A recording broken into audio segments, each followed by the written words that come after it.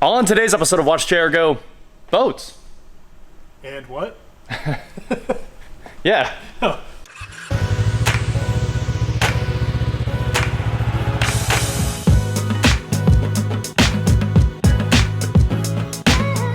What is going on, guys? I'm Watch Chair Go, and I'm here with Josh and his free boat. Free boat. And the circumstances are, you know, it was free. That's it. We don't need to talk about anything else. But the boat is here. It's in the shop, and we need to get it running because it hasn't run in probably, I don't know, 4 or 5 years. I think it was last on the water 4 years ago. Oh man, So that's a lot of sitting for a boat. So this boat is a, do you know what year it is? 88. 88 Checkmate, and it's kind of cool. It's got like a little cubby up here that you can sneak up in. It's got a little curtain covering it up. There's no like top window or anything. It looks like a fast boat, which is crazy. Yeah. It's got some like muscle look to it here. The short windshield helps too, kind of makes it look mean. Everything in the 80s looked like Miami Vice inspired, Right. and this boat doesn't disappoint. Absolutely, Miami Vice inspired. You can see it could use a polish, but it does. It definitely looks like it cleans up. And it has a 225 horsepower Evinrude V6 on the back. This is a monster. This is before we got V8s and superchargers and everything too. So this is an NA V6 225, and we're gonna try to get this thing running. You've got power, tilt, and trim too. Yeah. Nice. So I've been told this is a 75-mile-an-hour boat, Yep. and it was my dad's boat. Yep. He told me he spent about $5,000 to make it faster, and he got it up to about 79. and he quit there. You know how sketchy this is gonna be going 79 mile an hour. All my boat buddies says that's how boats work. Oh yeah. Spend $5,000 to go 4 mile an hour faster. Yes, absolutely. But you're absolutely right. I think this much of the boat will be in the water. Yeah. At 80 miles an hour. Just bouncing along. Yeah. It's cool. It's got little swim decks too. It's a very cool option boat. Yeah. It's a very, I guess, utilitarian boat. It would do lots of things. You could see he took the speedometer seriously too. Unfortunately, it broke off. Oh. That's too bad. It was not broke off the other day. Huh. It must have hit something on the trip here or something. Yeah. Who knows? Oh well. That thing's pretty cheap. We can just repin it with a new speedometer thing. 2 batteries, as you guys would expect. Inside here, we've got the battery switch. It's set to all. So we have the batteries on a charger. And look at that. It comes with extra oil. Everything. I think he did some fishing also, so he's like some jug floats. Or maybe these are for the trailer? Or bumpers? These are bumpers. Like homemade bumpers. Dock bumpers. Yeah. Huh. They sit a little low. 4 of them. That's pretty cool. But yeah, we got the dual battery switch there. There's a deep cycle in there, a run battery in there, it looks like. Charger is on the deep cycle real quick. And everything else seems to turn on. We turned on the key and things happened. It's been in storage for many, many, many years. I think the seats have been recovered once maybe in their life. Yeah. Because there's like a weird 2x2. There is a back weird, here that yeah. I don't think Checkmate would have sent it out of the factory like that. Well, whoever recovered it did a cool job though. They did. And all the fabrics kind of match the color scheme. Yeah. So. Now I get a boat interior guy if it needs done again. Yep. And you got the triple rod holder back. That's a 5 rod holder, isn't it? Yeah. Just kind of built into the ski pole there. He loved to fish. My dad did. This is a sweet. Well, this is a do everything boat. That's what it is. It had a really cool fish finder in it. Oh, did it? That it's no longer with the boat. But it's still got a Lowrance there or something, right? Yeah. Low range. It's got an older Hummingbird. Okay, it's a Hummingbird. 571. With do you see a transmitter on the bottom? I don't see it. Oh, there it is. It's right there. Okay, under the swim deck. We found it. So I guess this thing probably does work. It had a really cool Garmin. Oh man. Like a really cool Garmin in it. The Garmins are the ultimate. And the transducer was, it like mapped the floor. It had like 4 screens on it. It was really cool. That's what's on. I gave it to my uncle. He fishes in Idaho. He's like a fly fishing expert up there. Works for Cabela's. Oh, okay. He'll actually use it, so I gave it to him. So we got 8 people. We got a CB radio, a speaker for the CB radio, a system, Jensen system, Sony speakers. Everything's in here to get it on the water. We got the fire extinguisher, and there's life jackets and poles in the cubby. Nice. Man, let's go fishing, maybe, if we can make it right. You mean trolling? Let's go trolling. Let's go trolling. All right, this should be fun. We're gonna probably just hook another battery up to this because it might take too long to charge that battery, and we got some batteries sitting around, and try to get this thing started. I guess we pull the cover off the engine. What we were planning on doing here. It's kind of greasy in the front. I bet it is. Leaks a little bit of oil. Oh, does it? Out the front when it's tilted like this. Oh, so we need to trim it back down. What a monster. What a monster. That thing's gigantic. I'm glad it doesn't have a distributor and has coil packs. That's actually super nice. You can definitely tell there's been some work done on it. So I was told it's got about 10 hours on it since a rebuild. Okay. And I'm sure when it was rebuilt, I'm sure he had head work done and Oh yeah. pistons. He's not one to leave anything stock, so I'm sure it's Turned all the way up. It's turned up, yeah. So we did try to crank it a second ago, and when we touched the key, all we heard was the starter spinning. So we're gonna try probably one more time real quick, and if that doesn't work, maybe we'll rap on it with a block of wood and a hammer. Put your fingers on the flywheel, that's what they always say. Don't do that. Negative. Ooh. It's almost sounded more promising that time. Let's tap it. We now have a 4-boat battery. It's a major upgrade, as you know. Hey, that did it. That's what you needed. Are we just gonna go for it? How? We can fire for a second, right, before you put water on it. Right. Throttle.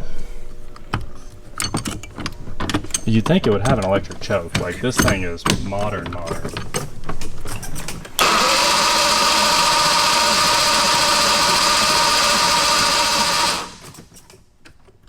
Negative, Ghost Man. Oh, fuel pump. Oh. Got a Holly fuel pump down there. Maybe now. Yep, the fuel filter just filled up. You can see it. It's right there on the side. It's completely full, so let's give it a couple pumps. Sounds like it's squirted. Let's try it.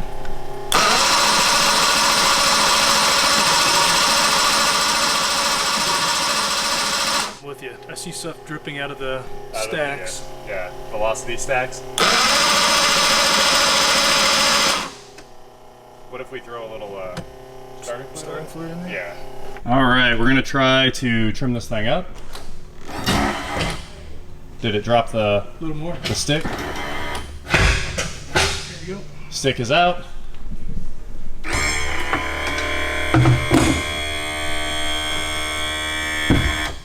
Much better. I figured out what the switch is. What? Water lights.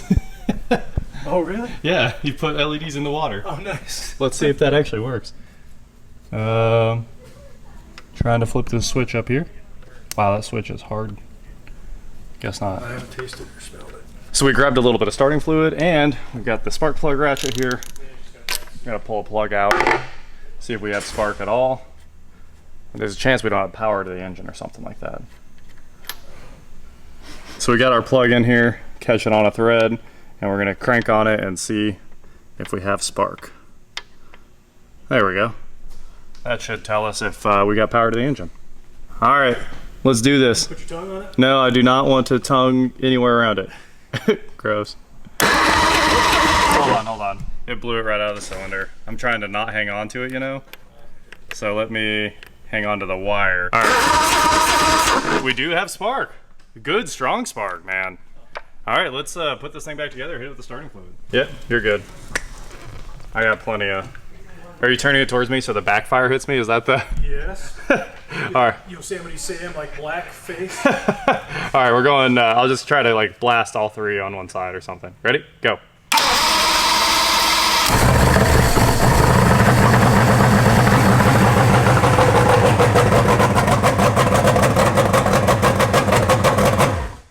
Let's get water in this thing. That's enough runtime with no water. That's awesome. Came right to life. God, boats always sound so cool. That thing sounds incredible. Why is it? It sounds like a misfire, or it sounds like a V8. I don't know. It's either a V8 with captain's calls or a misfire. I was not expecting it to sound like an absolute monster when it started. I was like, whoa! They always do, man. They cammed it. Boats get good cams. They only run at like 5,000 RPM. Right, yeah, for sure. So I have the, where's it at? Muffs? Must be out in the truck, but let's pull this outside, hook the water up. Yeah. And then this is going to work like every other boat adventure. We'll get it to the lake, put it in the water, fully dead. And then it costs $1,000 to have it towed back to get it running again. I'll let it sit for 4 months, and then you'll do it again. Yes. And it's cyclical. Yeah. Yep. It can literally be running up to 30 seconds before it hits the water.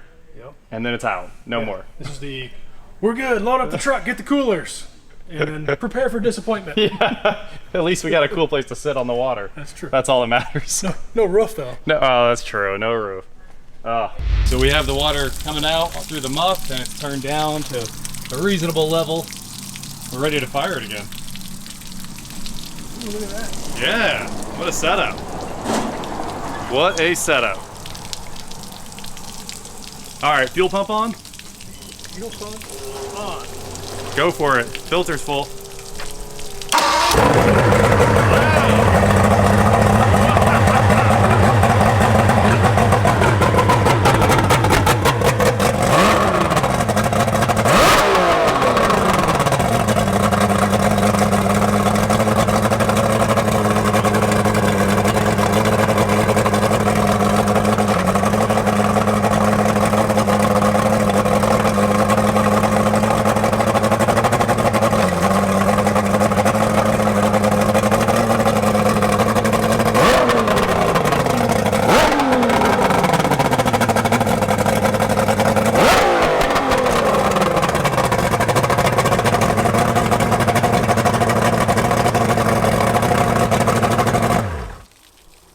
That thing runs. I think that's a ripper. It seriously runs.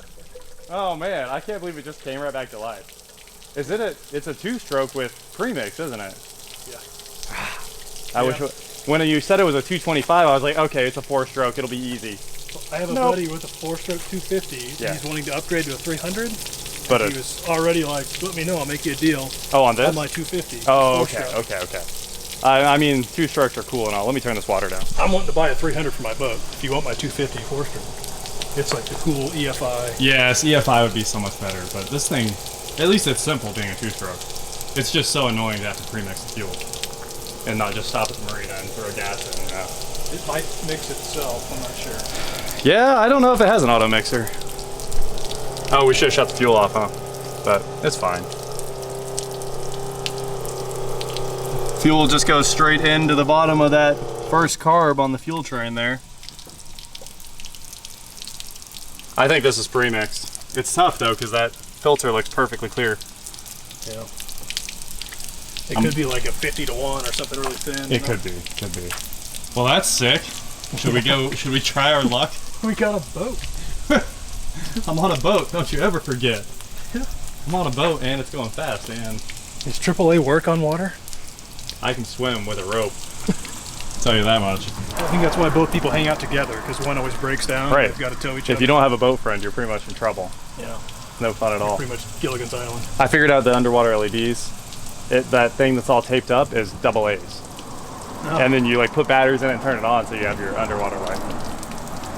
I see. Mm-hmm. Well, sweet.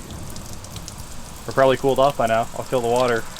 Yeah. And we have plugs. There's like 15 plugs sitting in the back there. Is that really? Yeah, did you see all the... Yeah, my dad was like a maintenance guru. There's so many plugs and lures. Like spark plugs. Oh, no. So we could, we'd definitely be good to go. It's okay, I've forgotten the plug before. Made it on the water all day. Just keep the hammer down. That's right. As long as it keeps that Venturi coming out, everything's good. And then I was like, why is this thing getting slow? And I figured it out and made it back to shore. Oops. Ooh, yep. They call that a rinse. You're supposed to do that every couple of years. Yeah. You have to rinse out the whole... Yeah. Make sure most of the engine block gets submerged. You don't need to use a hose. You just let the lake do it. Yeah. No problem. So there you have it. That is Josh's Checkmate Starflite. We got it running. It started back up with no help at all on round 2. And obviously with the water, we could let it idle for a little while with the muffs on it.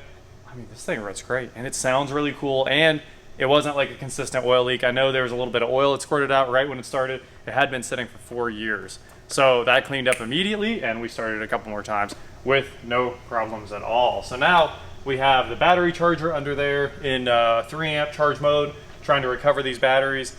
It's iffy if we're gonna save the batteries. The battery over there is from 7-Eleven, and this battery is from like 15. So they're pretty old batteries. They are deep cycles, they are marine batteries, they might come back. That's why they're on the trickle charger. We'll see what happens.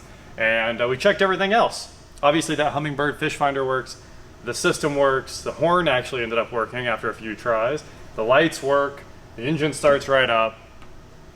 This thing's probably ready to go on the water. Now, obviously there's one more thing that we should do before we get it on the water. We should pull the lower unit off, we need to pull all those bolts. And this is one place where outboards kind of shine instead of IO drives and stuff like that. We can drop the whole lower unit and put a new seal in there, which is the one thing we do want to check before we get it on the water. So obviously we don't have the parts today. We're going to try to get some parts. It's a Evinrude 225 VRO. It would have an auto mixer for the 2-stroke oil in it, but instead it's been deleted and it's just running pre-mix. But it's still an Evinrude VRO without the VRO system in it. And we're gonna try to grab that seal, put this thing back together and get it on the water. So it's probably fine. Obviously we think the water pump was working and everything, but it's just, you know, good habit to change that seal. And it's pretty cheap, the seal and the water pump. So there you have it. That's the Starflite, and this will be for sale after it goes out.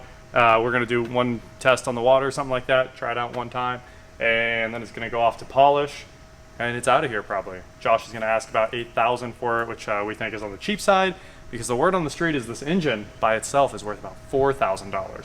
A VRO Evinrude, and I mean, all the rest of the parts on it and stuff are worth quite a bit. So $8,000, probably a pretty good price. We'll see what happens when it's together. Also, this trailer is worth a ton of money. It's this Monterey trailer that's super nice. It has all LED lights and everything like that. It's just a good look. And it has a CB radio, so it's not like no one uses it anymore, but it's funny. It has it. That is it for today, guys. Thank you so much for watching. Don't forget to head on over to shop, watchjargo.com, where you get cool shirts just like this. And please, like, share, subscribe, do whatever you want to do, and I will talk to you next time. And we've got new registration for it and all that good stuff, so we're going to, even a new tag for the trailer. We're going to get it on the water, hopefully like next week. Just for a minute or two. Josh and I were over here working on the TVs for a bit. I know we actually started making this video and we realized it's gonna take like multiple days and we have to have the scissor lift and we need another day to finish the insulation stuff before we can even start on this. So we're not procrastinating. This job is just insane. It's massive.